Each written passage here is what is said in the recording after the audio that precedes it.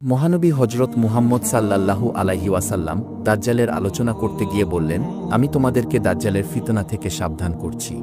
সকল নবী তাদের উম্মতকে দাজ্জালের ভয় দেখিয়েছেন, কিন্তু আমি তোমাদের কাছে দাজ্জালের একটি পরিচয়ের কথা বলবো, যা কোনো নবী তার উম্মতকে বলেননি। তা হল, দাজ্জাল অন্ধ হবে।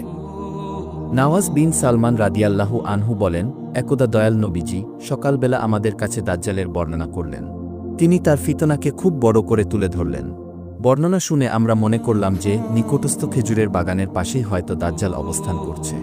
অতঃপর আমরা রাসূল সাল্লাল্লাহু আলাইহি ওয়াসাল্লামের নিকট থেকে চলে গেলাম। কিছুক্ষণ পর আমরা আবার তার কাছে গেলাম। এবার তিনি আমাদের অবস্থা বুঝে জিজ্ঞেস করলেন, তোমাদের কি হলো? আমরা বললাম, হে আল্লাহর রাসূল, আপনি যেভাবে দাজ্জালের আলোচনা করেছেন তা শুনে আমরা ভাবলাম হতে পারে সেই দাজ্জাল খেজুর বাগানের ভেতরে রয়েছে। তখন নবীজি সাল্লাল্লাহু আলাইহি ওয়াসাল্লাম বললেন, দাজ্জাল ছাড়া তোমাদের উপর আমার আরও ভয় রয়েছে। আমি তোমাদের মাঝে জীবিত থাকতেই যদি দাজ্জাল আগমন করে, তাহলে তোমাদেরকে ছাড়া আমি একাই তার বিরুদ্ধে লড়াই করব। আর আমি চলে যাওয়ার পর যদি সে আগমন করে, তাহলে তোমরা প্রত্যেক ব্যক্তি নিজেকে হেফাজত করবে। আর আমি চলে গেলে আল্লাহ প্রতিটি মুসলিমের হেফাজতকারী হিসেবে যথেষ্ট।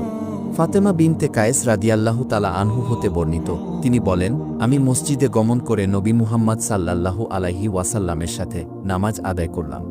আমি ছিলাম মহিলাদের কাতারে।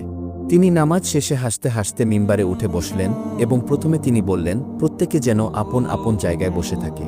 অতঃপর তিনি বললেন, তোমরা কি জানো আমি কেন তোমাদেরকে একত্রিত করেছি? তারা বললেন, আল্লাহ এবং তার রাসূলই ভালো জানেন। অতঃপর তিনি বললেন, আমি তোমাদেরকে এ সংবাদ দেওয়ার জন্য একত্রিত করেছি যে তামিম দারি ছিল একজন খ্রিস্টান লোক। সে আমার কাছে আগমন করে ইসলাম গ্রহণ করেছে। অতঃপর সে মিথ্যুক দাজ্জাল সম্পর্কে এমন ঘটনা বলেছে, যা আমি তোমাদের কাছে এখন বর্ণনা করছি। লাকমল গোত্রের ৩০ জন লোকের সাথে সে সাগরপথে ভ্রমণে গিয়েছিল। দুর্যোগপূর্ণ আবহাওয়ার শিকার হয়ে ১ মাস পর্যন্ত তারা সাগরেই ছিল। অবশেষে তারা সাগরের মাঝখানে একটি দ্বীপে অবতরণ করল। দ্বীপের ভেতরে প্রবেশ করে তারা অনেক মোটা এবং অনেকগুলো চুল বিশিষ্ট একটি অদ্ভুত প্রাণীর সন্ধান পেল। চুল দ্বারা সমস্ত শরীর আবৃত থাকার কারণে প্রাণীটির অগ্রপশ্চাৎ নির্ধারণ করতে সক্ষম হল না। তখন তারা বলল, অকল্যাণ হোক তোমার, কে তুমি? সে বলল, আমি সংবাদ সংগ্রহকারী গোয়েন্দা। তারা বলল, কিসের সংবাদ সংগ্রহকারী? অতঃপর প্রাণীটি দ্বীপের মধ্যে একটি ঘরের দিকে ইঙ্গিত করে বলল, তোমরা এই ঘরের ভিতরে অবস্থানরত লোকটির কাছে যাও। সে তোমাদের কাছ থেকে সংবাদ সংগ্রহ করার জন্য অধীর আগ্রহে অপেক্ষা করছে। তামিম দারি বলেন, প্রাণীটি যখন একজন লোকের কথা বলল, তখন আমাদের ভয় হল যে কি হতে পারে সে। তথাপি আমরা ভীত হয়ে দ্রুত অগ্রসর হয়ে ঘরটির ভিতরে প্রবেশ করলাম। সেখানে প্রবেশ করে আমরা বৃহদাকার একটি মানুষ দেখতে পেলাম।